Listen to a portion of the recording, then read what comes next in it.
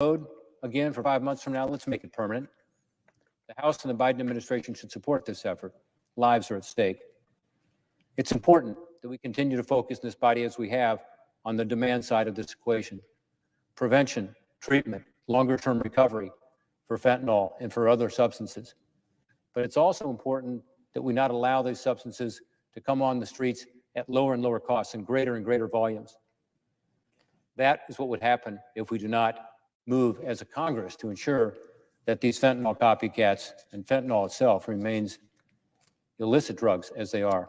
Let's do the right thing for our communities, do the right thing for law enforcement. Let's be sure they have the predictability and certainty in law enforcement to know that these criminals can be prosecuted, these traffickers. We need to act now to address the threat of these deadly fentanyl drugs coming into our communities. I urge the Senate to pass the Fight Fentanyl bill. Join us in this effort so we can better work to reverse the tragic rise in overdose deaths around the United States of America. I yield the floor.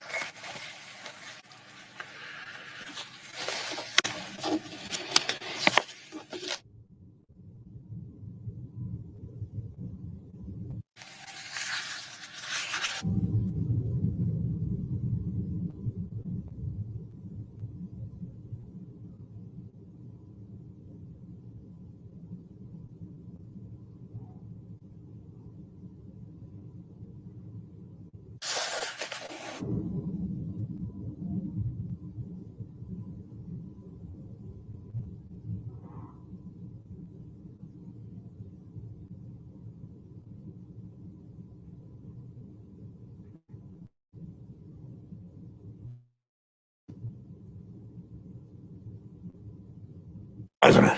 Senator from Ohio. Thank you, Mr. President. The vote we're about to take on this Van Hollen resolution, SJ Res 15, is a bipartisan opportunity for us to show people whom we serve, that we're on their side. States all over the country, red and blue states, states in the South, in Midwest, on both coasts, have all recognized that people need protections from predatory lenders. That's why nearly every state in the District of Columbia have passed laws to cap the interest, the amount of interest that can be charged on payday and other loans. In the late 1990s, payday lenders, desperate to find a way to evade state law that limited them from charging exorbitant interest rates that trap people in a cycle of debt they can't get out of, no matter how hard they work. They came up with what the controller of the currency called rent-a-charter, what we now know as a rent-a-bank scheme. Because banks are generally not subject to these state laws, payday lenders funneled their loans through a small number of willing banks. It looked like the banks were making the loans when it was really the payday lenders. Federal regulators, both parties, Republicans and Democrats, through this very obvious route that hurt low-income people that were forced to get credit any way they could. Federal regulators cracked down under both President Bush and President Obama. The Office of Controller of the Currency, the Federal Deposit Insurance Corporation, OCC, and FDIC shut down a series of these schemes by payday lenders and banks.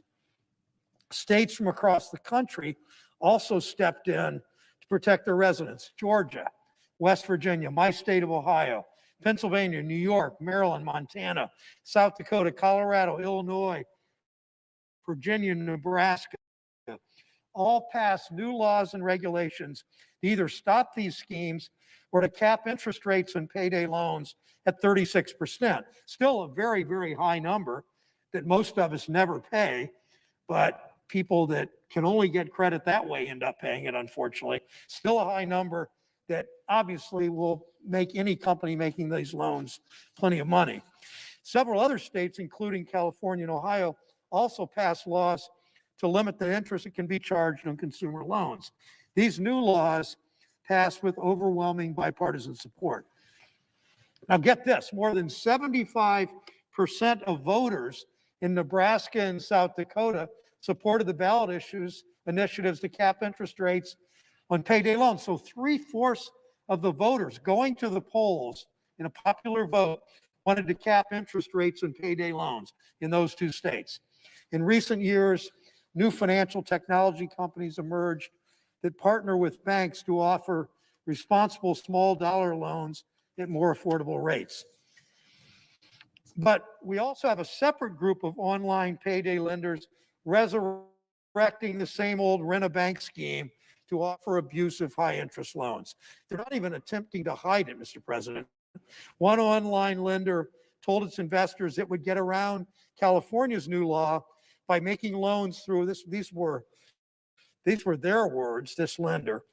Banks making loans through bank sponsors not subject to the same proposed state level rate limitations. So he or she is even acknowledging that states, voters, or state legislatures or both are saying we want to cap those interest rates so people don't take out a small loan and end up paying 200, 300% after these payday lenders put that on them. Another lender said there's no reason why we wouldn't be able to replace our California business with a bank program. So they know what they have to do. They know they're going against the intent of the legislature and the intent of the voters. Given the broad bipartisan support for these laws, we had hoped that the Trump OCC would take action and crack down on these schemes the same way that Bush and Obama had done, schemes that have been rejected by voters and legislatures over and over in state after state after state. But last year, the OCC issued what's known as the true lender rule, overruling voters of both parties, giving essentially a free pass to these abusive rent-a-bank schemes. Now, to fight back on behalf of low-income people, on behalf of fair play, a broad bipartisan coalition is asking Congress to overturn the OCC's harmful true lender rule. That support includes credit unions, state bank regulators, Republicans and Democrats alike, state attorneys general of both parties. One of the most outspoken has been the Republican Attorney General of Nebraska, because his state's voters passed a limit, 75% of them, to keep interest rates down. Support from small business groups, support from the Military Officers Association of America. We know that payday lenders especially prey on young members of the military. One of them may be off in a foreign country while the spouse stays back at the base or stays back in a community, particularly and is struggling with just having the resources to get by. They're preyed upon so often. Another group, the National Association of Evangelicals, the Southern Baptist Convention, other members of the Faith in Just Lending Coalition. That coalition wrote to Congress, quote, predatory payday and auto title lenders are notorious for exploiting loopholes in order to offer debt trap loans to families struggling to make ends meet. The OCC's true lender rule creates a loophole big enough to drive a truck through.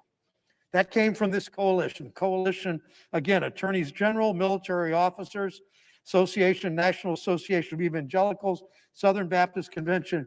They're saying the OCC's true lender rule creates a loophole big enough to drive a truck through. We know why these common sense laws that our states passed are popular. We know why they enjoy bipartisan support in states across the country. People don't want abusive lenders to prey on them, their loved ones, their neighbors. Some issues that come before the Senate are complicated. They divide people. There are thorny nuances to consider. Mr. President, this isn't one of them. It's simple. Let's protect the people whom we serve. They've clearly cried out for us to do this. We should protect those people. I urge my colleagues to support SJ Res 15 to overturn this rule. I yield the floor.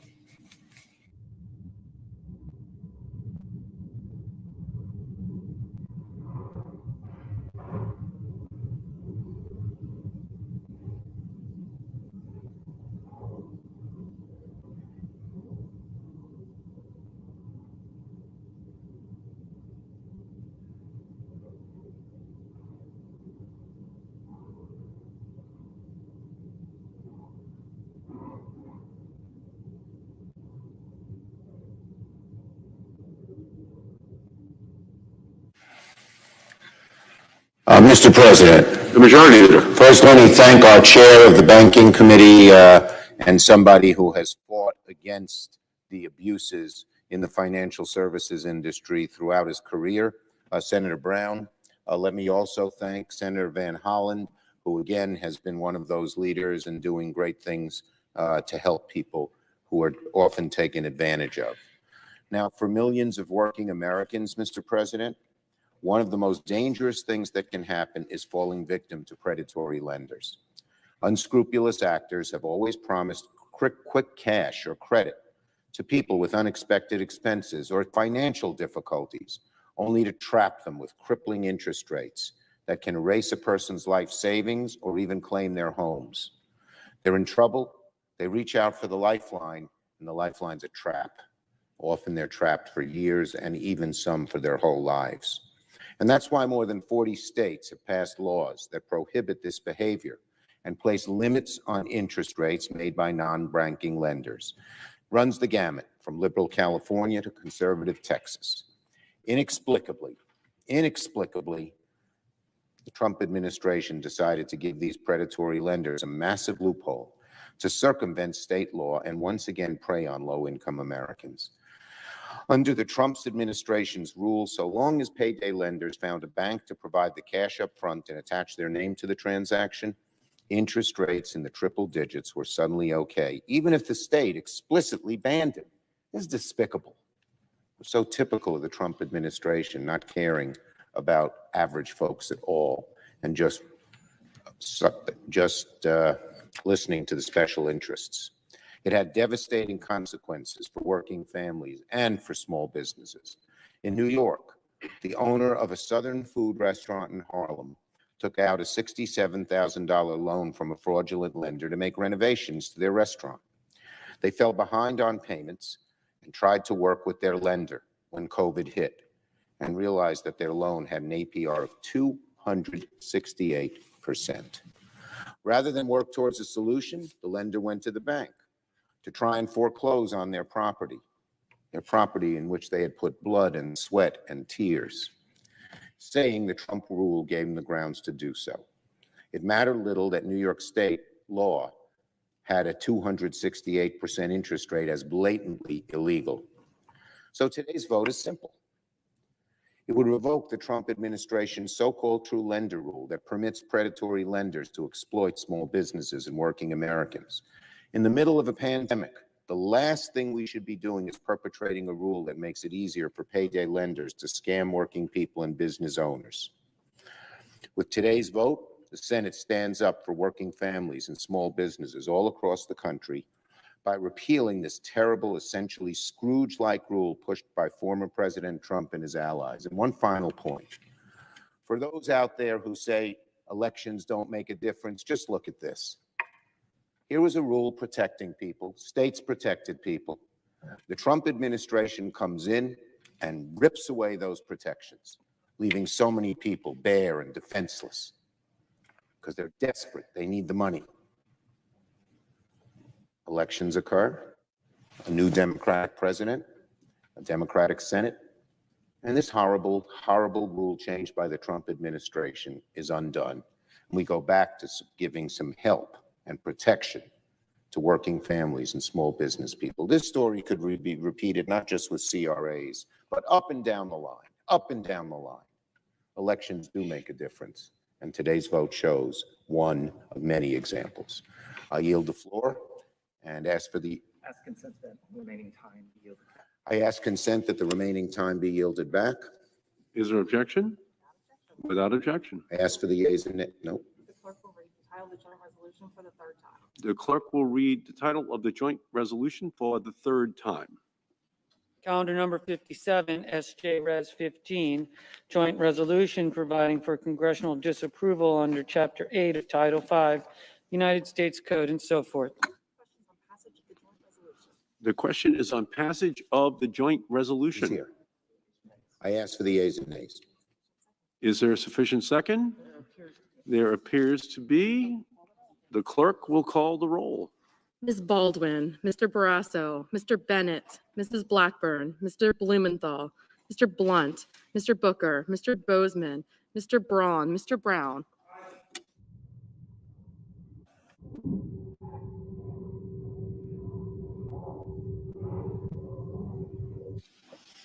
Mr. Burr, Ms. Cantwell, Mrs. Capito, Mr. Cardin, Mr. Carper, Mr. Casey, Mr. Cassidy, Ms. Collins, Mr. Coons, Mr. Cornyn, Ms. Cortez Masto, Mr. Cotton, Mr. Kramer, Mr. Crapo, Mr. Cruz, Mr. Daines, Ms. Duckworth, Mr. Durbin, Ms. Ernst,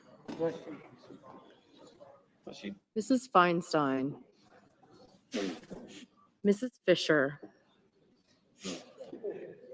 Mr. Gillibrand, Mrs. Gillibrand, Mr. Graham,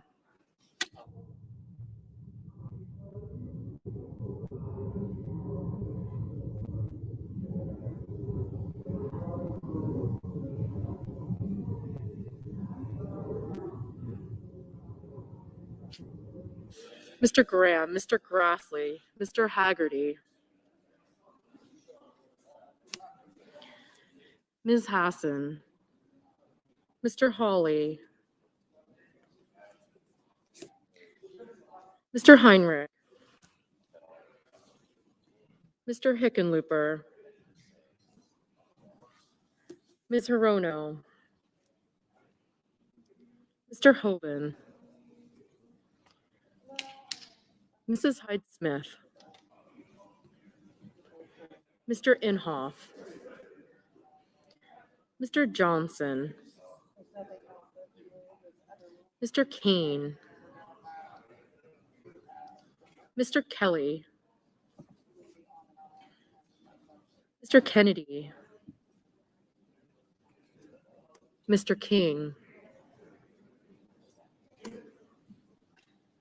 Ms. Klobuchar, Mr. Langford, Mr. Leahy, Mr. Lee, Mr. Lujan, Ms. Lummis, Mr. Manchin, Mr. Markey, Mr. Marshall, Mr. McConnell, Mr. Menendez, Mr. Merkley, Mr. Moran, Ms. Murkowski, Mr. Murphy, Mrs. Murray, Mr. Ossoff, Mr. Padilla, Mr. Paul,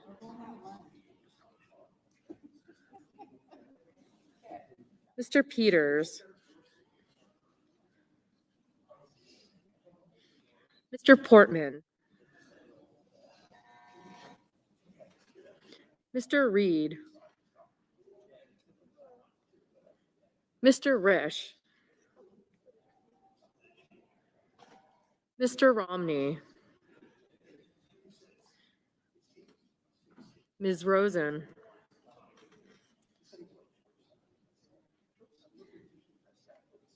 Mr. Rounds, Mr. Rubio, Mr. Sanders,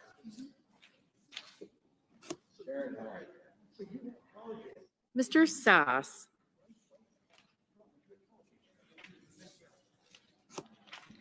Mr. Schatz, Mr. Schumer, Mr. Scott of Florida, Mr. Scott of South Carolina, Mrs. Shaheen, Mr. Shelby,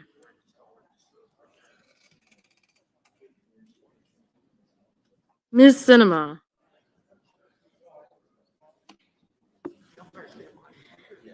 Ms. Smith, Ms. Stabenow, Mr. Sullivan, Mr. Tester, Mr. Thune, Mr. Tillis, Mr. Toomey, Mr. Tuberville, Mr. Van Hollen,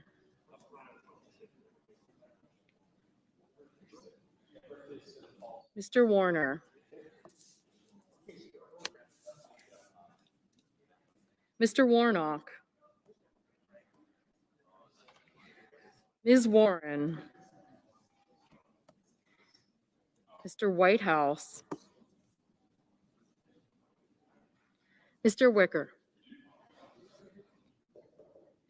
Mr. Wyden, Mr. Young.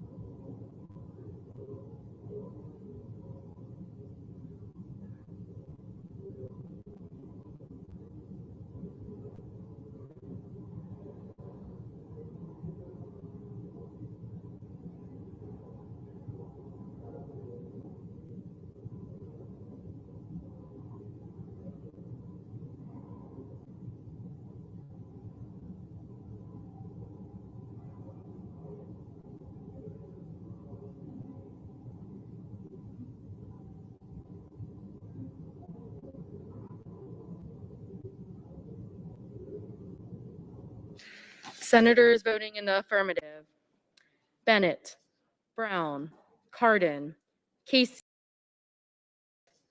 Brown, Cardin, Casey, Duckworth, Feinstein, Markey, Murray, Schumer, Smith, and Whitehouse.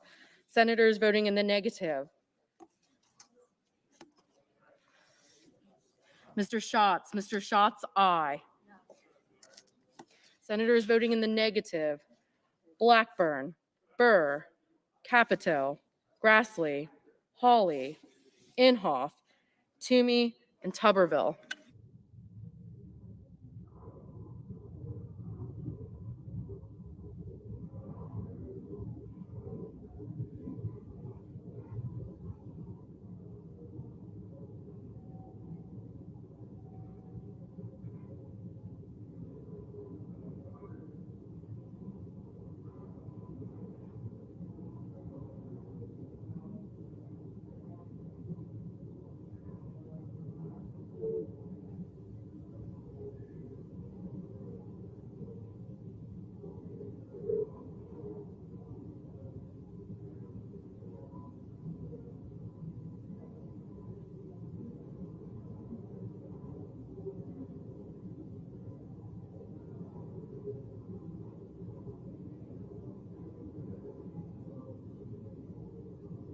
Mr.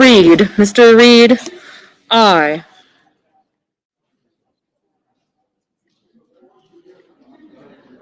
Mr. Young, no. Mr. Johnson, no.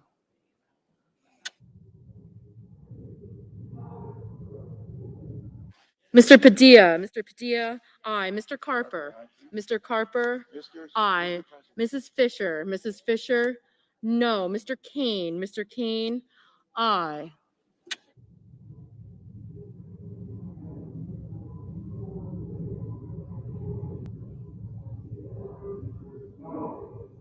Mr. Wicker, no.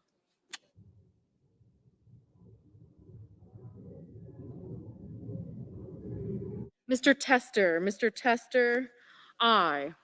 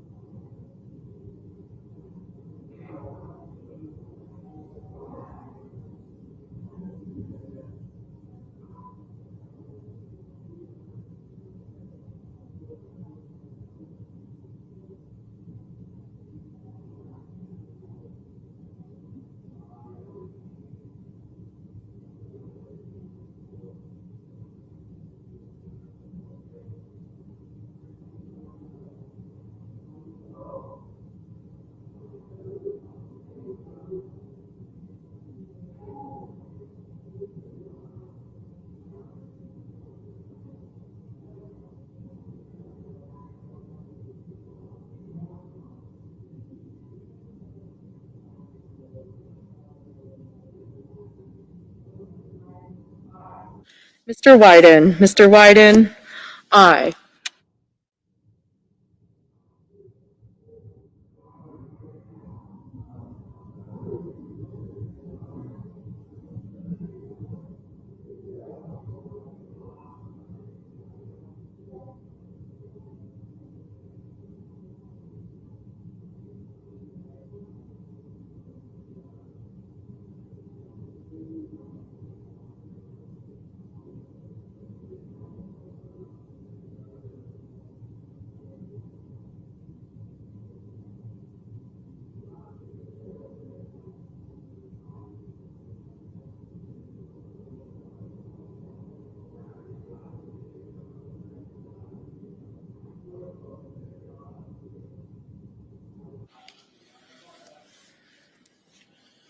Mr. Sass, no. Mr. Scott of Florida, no.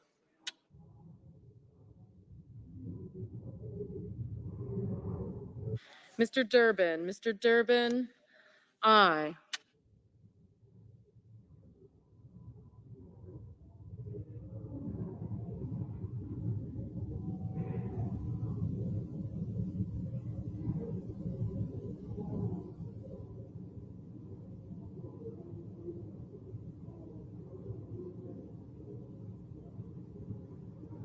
Mr. Lee, no.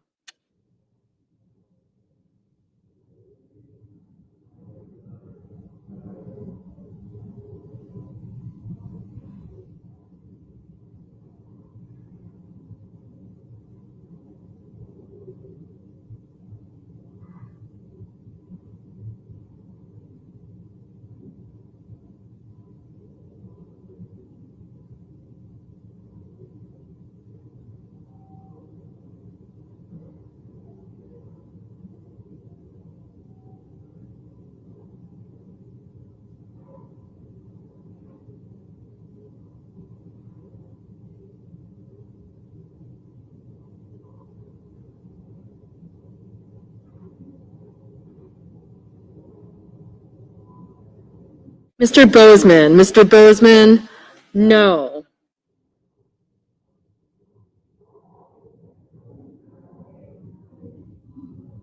Mr. Blumenthal, aye.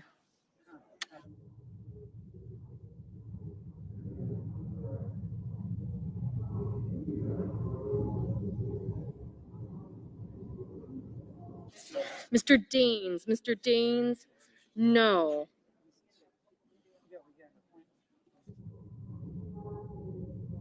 Mr. Rish, no.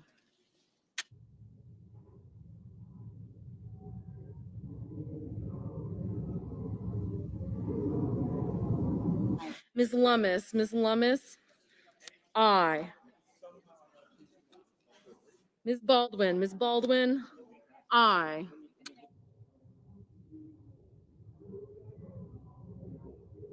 Mr. Manchin, aye.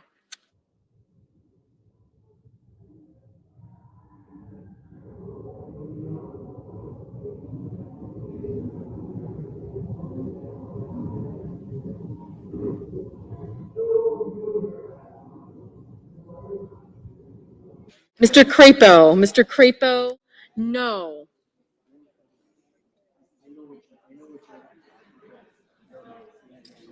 Okay. Mr. Marshall, no. Mr. Peters, aye. Ms. Hassan, aye. Ms. Cortez Masto, aye. Mrs. Shaheen, aye. Mrs. Gillibrand, aye. Ms. Hirono, aye. Mr. Kelly, aye.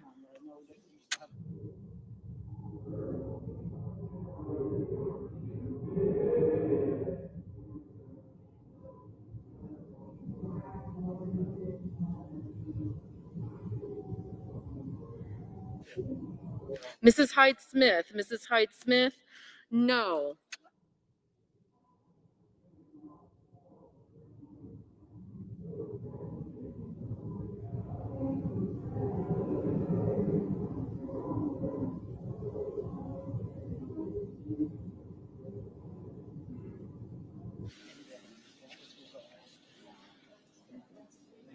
Mr. Paul, no. Mr. Cassidy, no.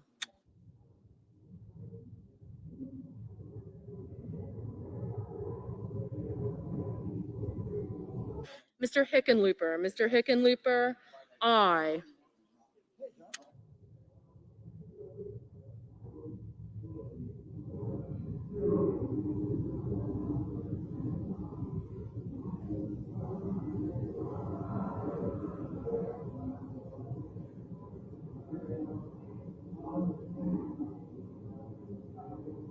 Mr. Barrasso, no.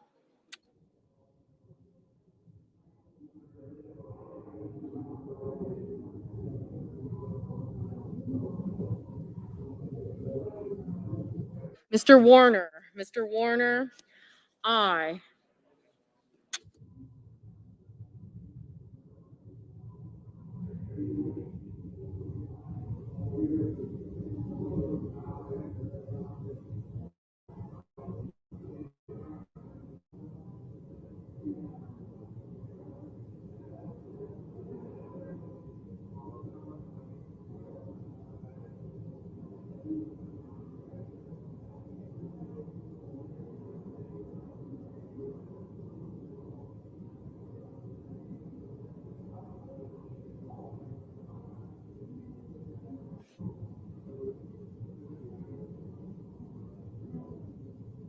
Ms. Cantwell, aye.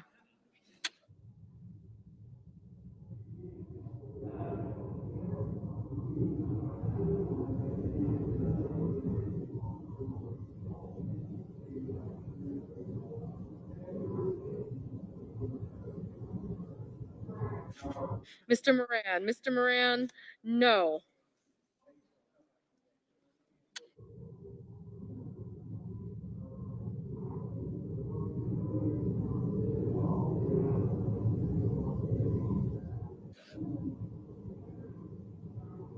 Mr. Rounds, no. Mr. Van Hollen, aye.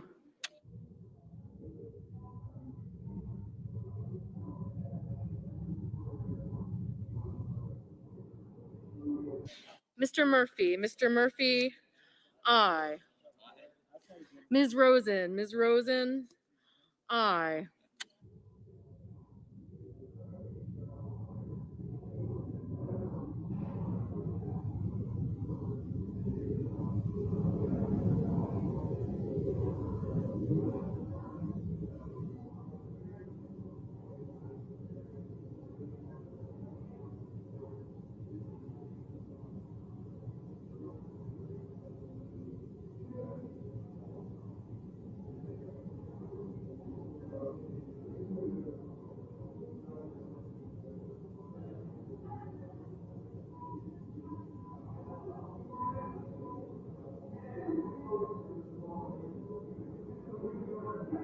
Mr. Kramer, no.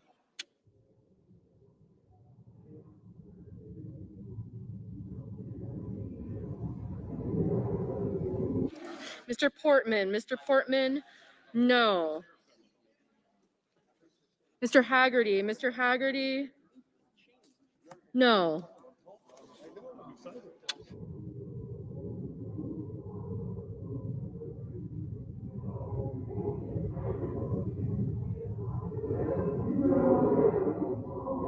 Mr. Booker, aye.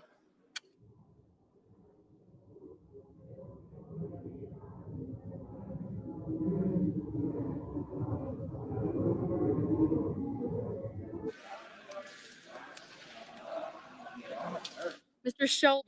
Shelby, no. Mr. Thune, no. Mr. Rubio, aye.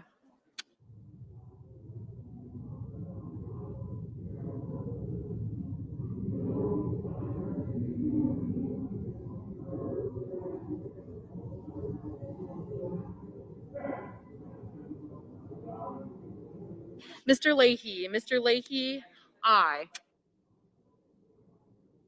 Mr. Lujan, aye.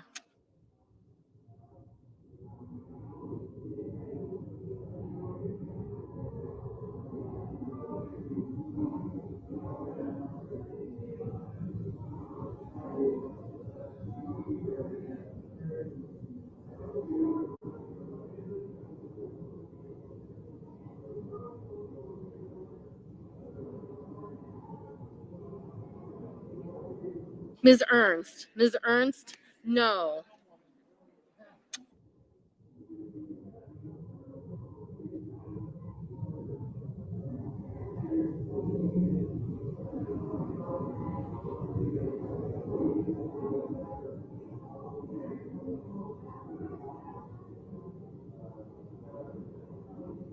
Mr.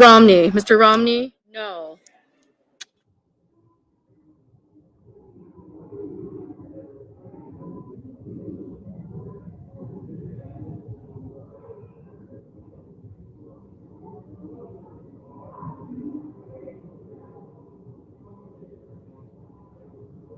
Ms. Cinema, aye.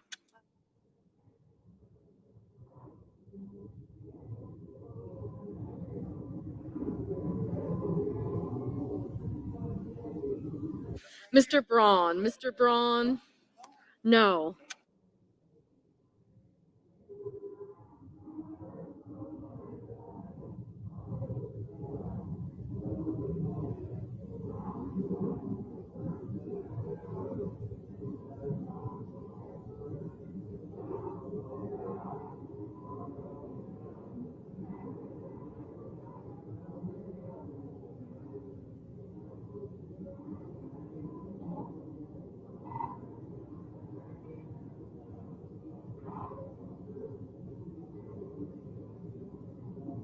Mr. Warnock, Mr. Warnock, aye. Mr. Sullivan, no.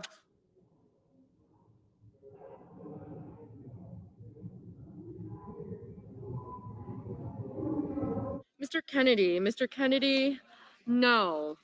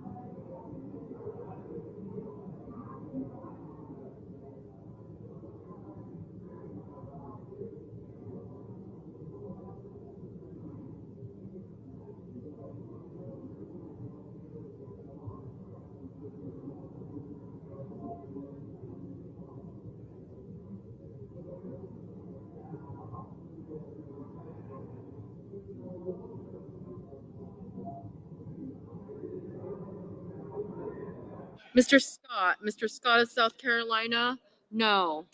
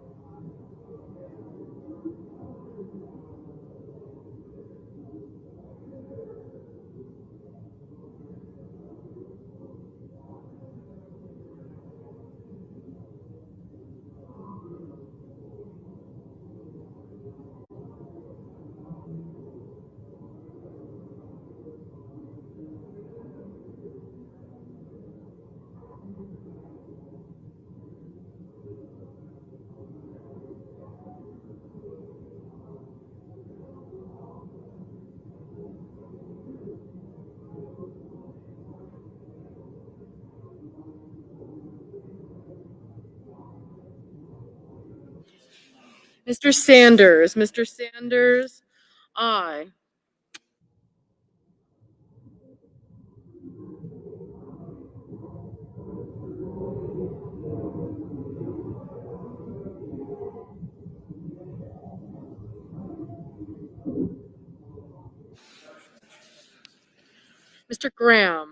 Mr. Graham, no.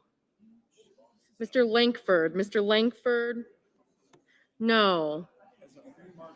Mr. Cornyn, no.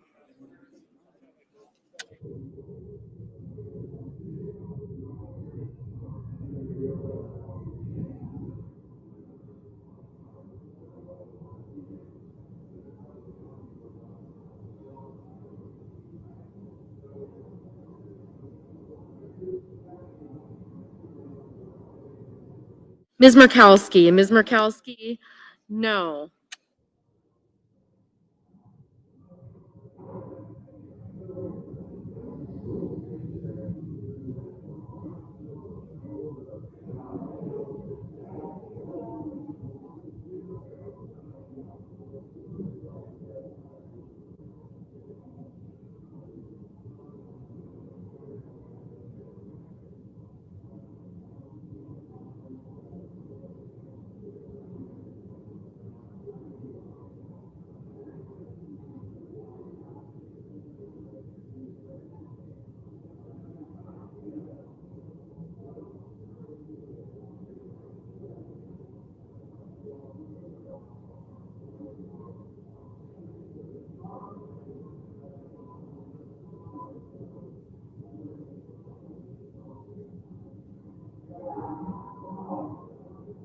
Ms. Collins, aye.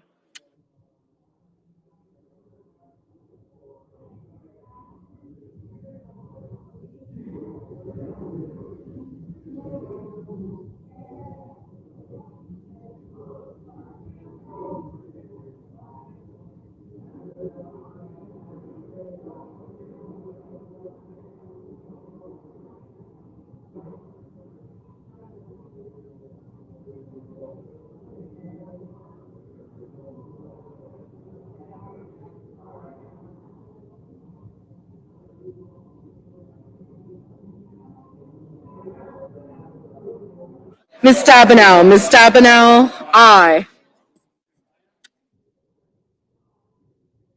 Mr. McConnell, no.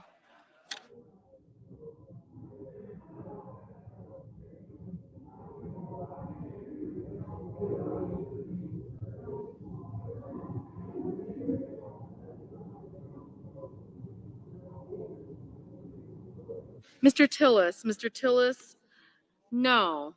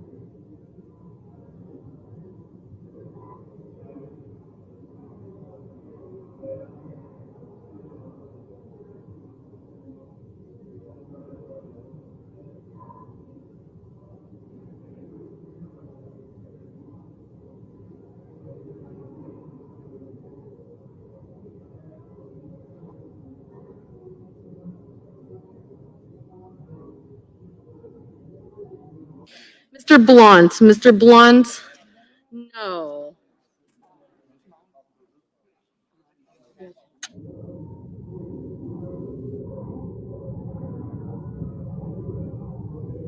Mr. King, aye.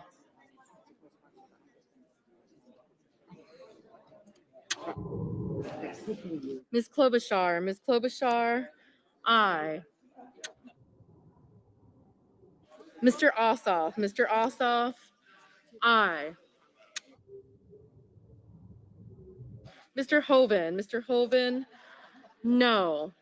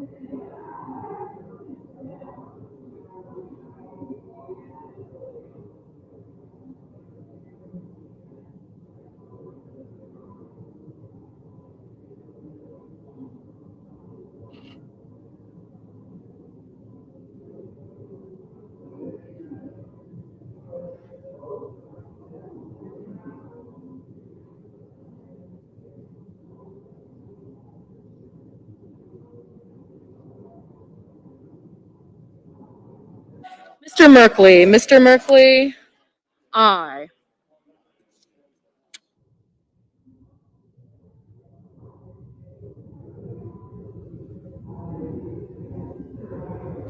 Mr. Cruz, no.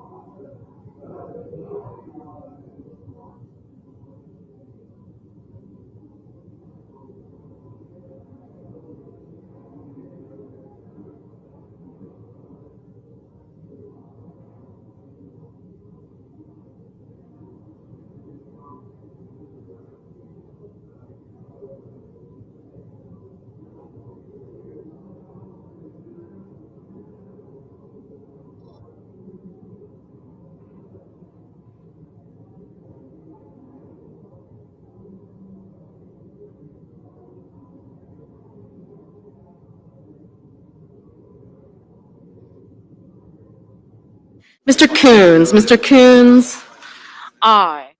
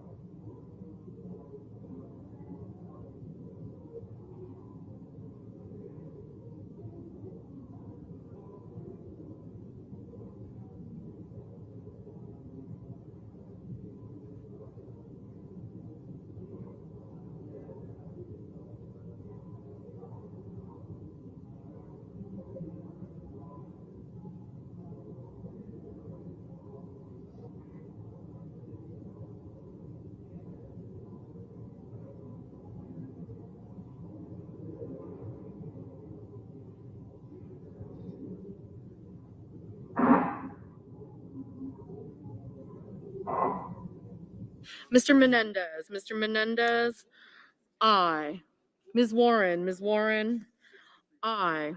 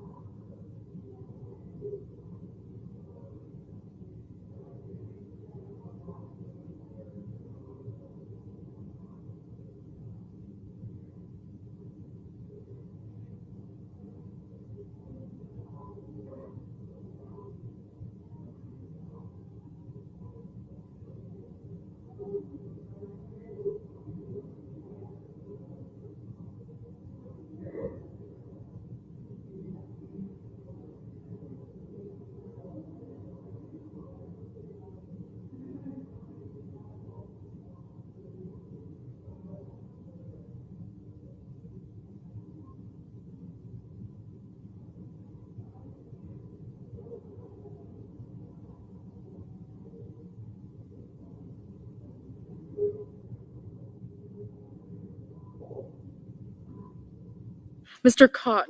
Cotton, no.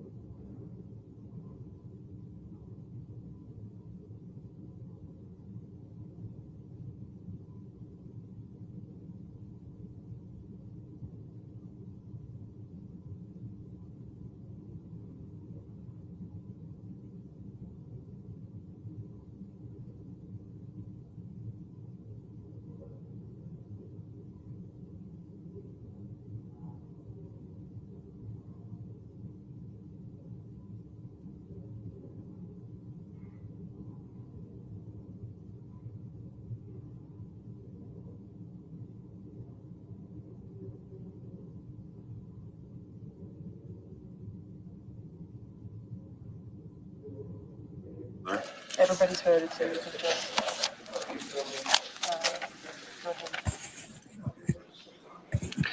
Is there any senator in the chamber who wishes to vote or change his or her vote? If not, the yeas are 52, the nays are 47. The joint resolution is passed.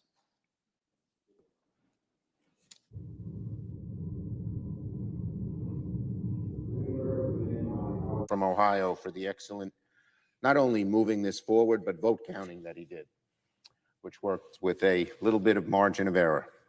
Now, Mr. President, I move to proceed to executive session. The question is on the motion. All those in favor say aye. Aye. Opposed, no. The ayes appear to have it. The ayes do have it. The motion is agreed to. Mr. President, pursuant to Senate Resolution 27, the Finance Committee being tied on the question of reporting, I move to discharge the Senate Finance Committee from further consideration of the nomination of Chiquita Brooks LaSour of Virginia to be administrator of the Centers for Medicare and Medicaid Services. Under the provisions of Senate Resolution 27, there'll be now up to 4 hours of debate on the motion, equally divided between the two leaders or their designees, with no point of order, motions, or amendments in order. For the information of all senators, we expect to vote on the motion to discharge to occur around noon tomorrow, Wednesday, May 12th. And I yield the floor.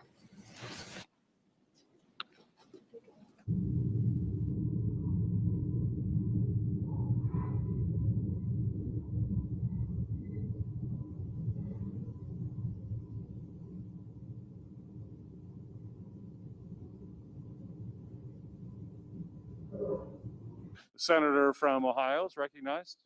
Thank my colleagues for their vote on this resolution, which was so important to protect people from being abused by payday lenders. This fall, the SJ resolution, 15 resolution, SJ resolution 15 will be a big deal, saving a lot of money for a lot of low-income people that have been fleeced far too many times. I thank the leader. I thank in my office, Laura Swanson and Jan Singelman for their terrific work in making sure that everybody was here and everybody learned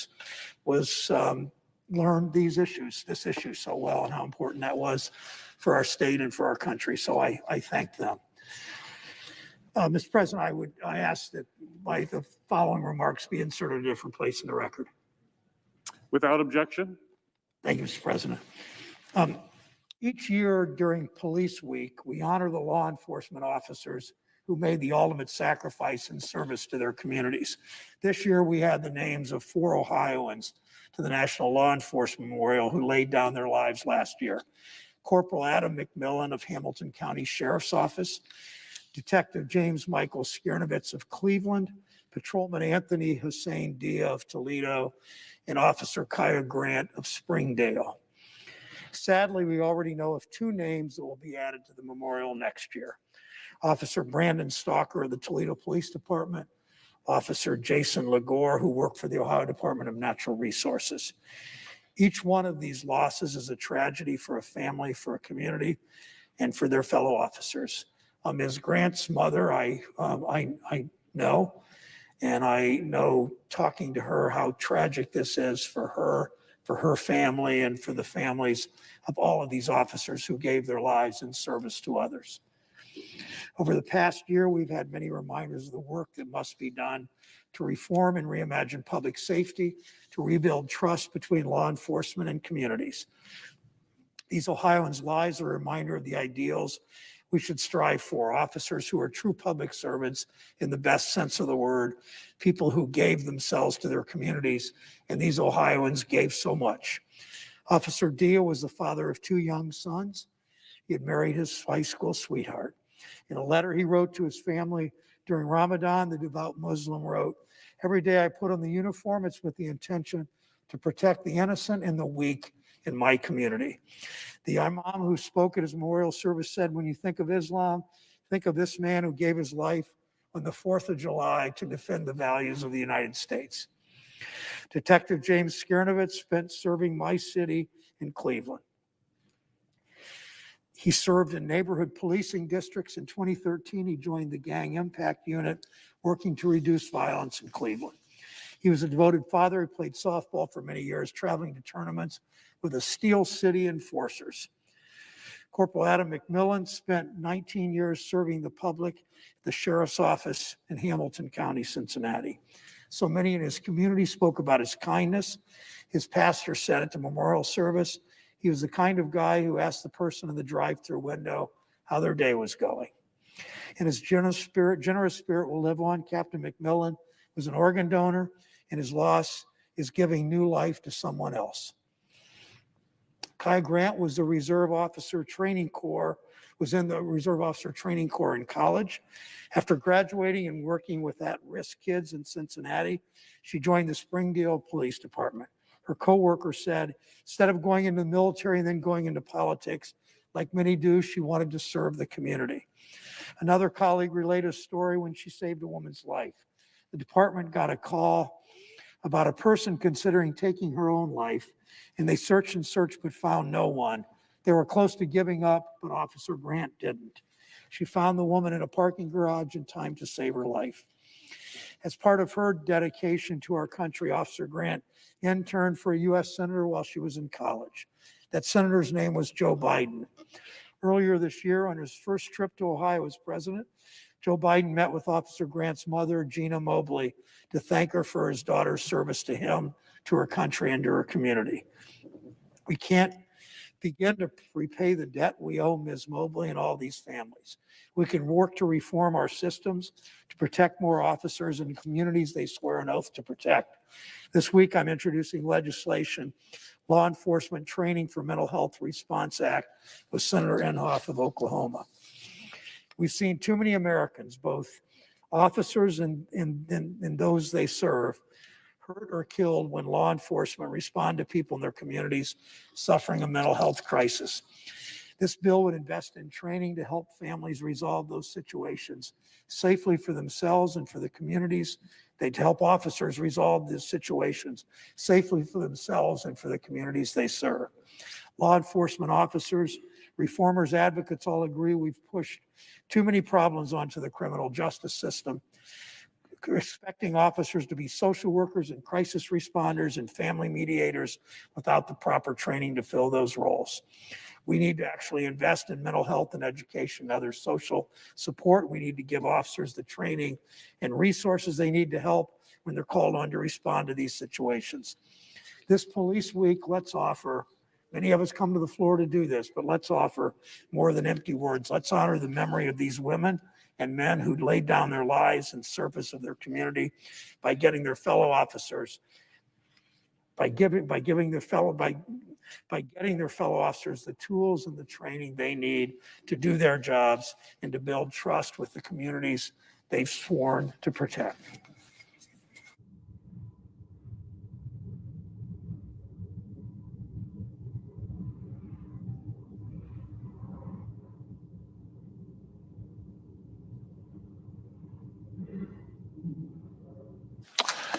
The Senator from Ohio.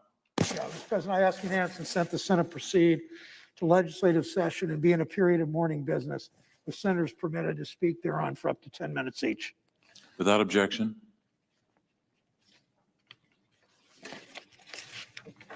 President, if I could say, this is kind of like the old days with you up there. So, Mr. President, I ask unanimous consent the Senate proceed to the consideration of S-Res 205 submitted earlier today. The clerk will report. Senate Resolution 205, promoting minority health awareness and supporting the goals and ideals of National Minority Health Month in April 2021, and so forth.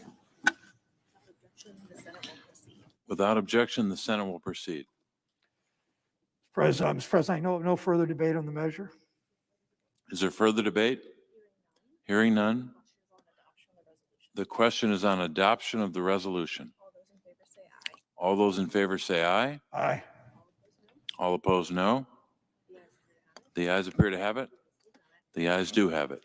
President, I ask The unanimous. resolution is agreed to. Mr. President, I ask unanimous consent the preamble be agreed to, the motions to reconsider be considered, made, and laid upon the table with no intervening action or debate. Without objection. Mr. President, I ask unanimous consent the Senate proceed to the consideration of S-Res 206 submitted earlier today. The clerk will report. Senate Resolution 206, supporting the designation of the week of April 18 through April 24, 2021 as National Crime Victims' Rights Weeks. Without objection, the Senate will proceed. I ask unanimous consent the resolution be agreed to, the preamble be agreed to, the motions to reconsider be made and laid upon the table with no intervening action or debate. Is there objection? Without objection. President, last resolution, I ask unanimous consent that when the Senate completes its business today, to adjourn until 10 a.m. Wednesday, May 12th, and following the prayer and pledge, the morning hour be deemed expired, the journal of proceedings be approved to date, the time for the two leaders be reserved for their use later in the day, and morning business be closed. Further, upon the conclusion of morning business, the Senate will proceed to executive session to resume consideration of the motion to discharge the nomination of Chiquita Brooks LaSure to be Administrator of the Centers for Medicare and Medicaid Services from the Finance Committee, that at noon all time be considered expired. The Senate vote on the motion to discharge the Brooks LaSure nomination, that the cloture motions filed during yesterday's session of the Senate ripen following disposition of the motion to discharge. Further, if the cloture is invoked on executive calendar number 108, Ronald Stroman, all post-cloture time be considered expired at 3:30 p.m. Finally, that if any nominations are confirmed, the motions to reconsider be considered made and laid upon the table with no intervening action or debate, and the president be immediately notified of the Senate's action. Is there objection? Without objection. Mr. President, if there's no further business come before the Senate, I ask that it stand adjourned under the previous order following remarks of Senator Inhofe of Oklahoma. Without objection.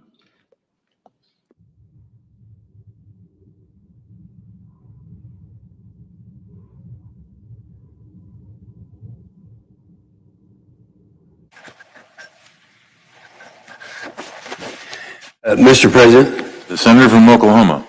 Mr. President, Winston Churchill famously said, quote, "There's only one thing worse than fighting with allies, and that is fighting without them." Republicans and Democrats agree strong alliances, partnerships are key to the asymmetric advantage the United States has over our strategic competitors. Like every president before him, President Biden has rightfully made America's alliances and partnerships a cornerstone of his administration's national security policy. But alliances and partnerships are not a substitute for a strong American military. A strong military is the foundation of our alliances. Military power creates leverage and credibility for our diplomats. And just as importantly, it creates a deterrent. Real deterrence cannot be achieved unless it is credible, and it cannot be credible unless we properly fund our military and have our allies and partners with us. It's got to be both. You can't have one or the other. And why? Because our partnerships are two-way streets. Alliances aren't just for show. They're not just empty statements that or blindly sending money to support vague goals. These relationships are built on mutual interests. They benefit us just as much as they benefit our country. Just look at the billions of dollars some of our allies have contributed to U.S. bases in their countries. National Defense Strategy. This book is the one it was put together in 2018. It was put together by 12 people, 6 Republicans, 6 Democrats, all experts in their field. In fact, one of them just this morning was in a committee hearing before our committee. And this document has been our blueprint for a long period of time. And so this is what we have, and this is what we feel is going to be something that will stay with us for a long time. Now, in this book, it says that, and I'm quoting from it now, mutually beneficial alliances and partnerships are crucial to our strategy, providing a durable asymmetric strategy advantage that no competitor can rival or can match. But maintaining that asymmetrical advantage requires much more than just simply saying nice things about our allies and partners. The bipartisan National Defense Commission report written by the 6 Democrats and 6 Republicans make this very clear. They talk about these alliances and partnerships have ultimately rested on a foundation of military strength. So when President Biden says America's alliances are our greatest asset and then goes to underfund the military, it just defies common sense. Underfunding the military threatens that very foundation that underwrites the effectiveness of our alliances and partnerships. Now, let me explain a little bit of how it works. We'll start with the nuclear modernization. The United States maintains a safe and effective nuclear arsenal to protect American families, but also to protect our partners and allies. Our nuclear umbrella has three benefits. First, it makes clear to China and Russia which countries stand with us. You know, they don't know otherwise, and they have a terrible practice of lying about what countries are with us or are with them. So this makes it very clear. It's on the dotted line. Second, it has the benefit of giving those countries the security of relying on our deterrence rather than feeling like they have to develop their own nuclear weapons. And thirdly, our umbrella of extended nuclear deterrence is a pillar of our goal of global nuclear non-proliferation. Now, if we cut back our own nuclear deterrent and take away that umbrella, which is what would happen if we reduce our defense budget, it's likely that nuclear weapons will become more common, not less. President Biden has said that nuclear proliferation is one of his priorities. Do you see the disconnect here? And that's why it's so concerning to me that some administration officials, and I'm talking about the current administration, some of those officials are talking about drastically reducing our nuclear modernization efforts. And I am also concerned that some in the administration and in Congress are targeting our fifth generation stealth air power. And don't get me wrong, the F-35, they've had their problems. We all understand that. But it's a cornerstone of our ability to operate with our allies and our partners. The F-35 program, that's our program. It has 21 allies out there and partners in it. For many, it's their main capability and will be their primary contribution to any kind of a high-end problem that should come forth. Now, when we talk about cutting the program or moving away from it, their governments question our commitment. There's no substitute aircraft or capability for these countries. We want our allies and partners to fight along with us. There's no question about that. Let's remember what happened. First of all, the F-35 is a fifth generation vehicle. And we only had one other one, that was the F-22. I remember so well just a few years ago when we were going to have, at that time, we were going to have 700 F-22 aircraft, but we'll only end up with 187 of them. Because at the last minute, they are talking like they're talking today, and a lot of people in the administration saying that we maybe don't need to have as many F-35s. But we absolutely do need to have them. We don't want to make the same mistake now that we made several years ago with the F-22. Our combatant commanders have already told us that we'll be outnumbered in terms of stealth fighters in the Western Pacific by 2025. And it'll be even worse if American F-22s cuts the lead, because you know other countries like our allies in Australia and Japan, they would be cutting theirs if we cut ours. But that's just one of the many serious problems that we've got in the Indo-Pacific. Our partners and allies are worried about U.S. force posture and our ability to deter and, if necessary, defeat China's use of military force. I heard that for myself way back in 2018 when I was in that area, in the South China Sea. Many of our allies and partners in that region, they were clear.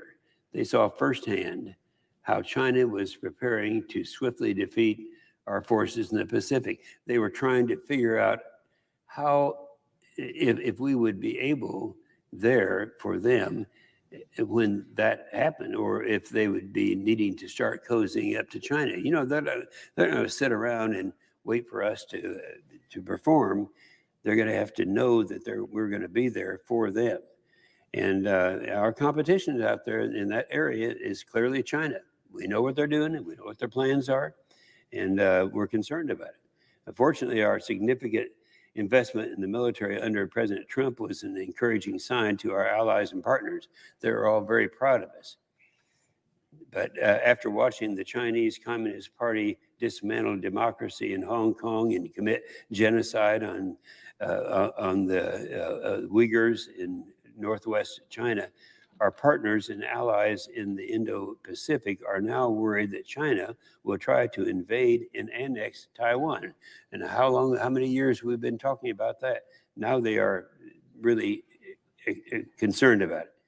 General McMaster testified that Taiwan is, and I'm quoting now, the most significant flashpoint that could lead to large-scale war, saying China would take military action against Taiwan as soon as 2020. The former and current commanders of the Indo-PACOM both emphasize the near-term threat.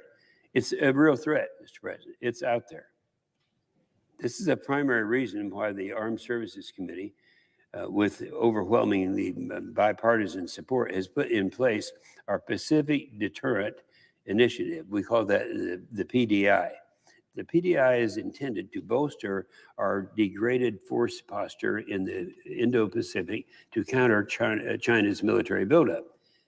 We got to restore the favorable balance of power in the region where the problem is the most acute. That's west of the international date line, where our partners and allies are most immediately threatened by Chinese aggression. PDI is fundamentally about building basic infrastructure so that we can operate with our allies and partners. It will mean more distributed and smaller bases, maybe hardened communications, as well as increase in more realistic exercises with allies and partners. And if we want PDI to succeed, we need to restore it properly. Both Admiral Davidson and Aquilino told the Armed Services Committee that much just last week in a hearing that we had in our committee. After the hollow promises of the Obama administration to pivot, quote, pivot to the Pacific, and after almost no change in the U.S. military posture in the region over the last 2 decades, our partners and allies in Indo-Pacific are worried, and justly so. They want to see sustained investment matching sustained commitments, especially after President Trump's rightfully pushed them to step up their own investments. They answered the call, but President Biden will create a credibility problem if we don't continue to invest at all. But so we want them to do that. This is the case. We're going to have to get this done. Our Indo-PACOM allies and partners throughout that region are watching closely to see what we do with the defense budget top line and with the PDI.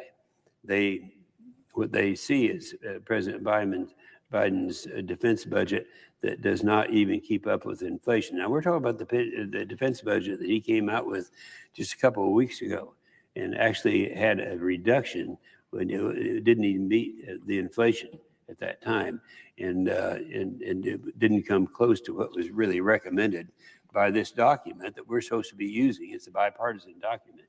And so, let alone match the real growth we need to implement the National Defense Strategy. So over in Europe, Biden proclaimed, quote, America is back. Well, that sounds good. Claim a reversal from the previous administration. It's just not true. But again, actions aren't matching words. Rhetoric without resources will devastate our credibility and undermine our alliances here too. If defense cuts impact the European Deterrence Initiative, it will serve to weaken our European posture and make our allies and partners more susceptible to Russian aggression. Without a strong defense budget, the Biden administration's bold pledge to support NATO and deter Russia will ring hollow for our European allies and partners. Sharing the burden is a key benefit of our international alliances and partnerships, but our NATO alliances might see the administration's military reductions as a signal that they no longer need to meet their commitments to spend 2% of the GDP. Now, you remember when the previous president, when President Trump, talked to them about our allies to start bellying up and participating. NATO, those nations are our friends, but they're not coming to the the level that they're going to have to do to carry their end of it. Don't forget, whether we're facing Russia, China, or other adversaries in another part of the world, operating jointly with our allies and partners is a core part of our ability to deter conflict in multiple theaters.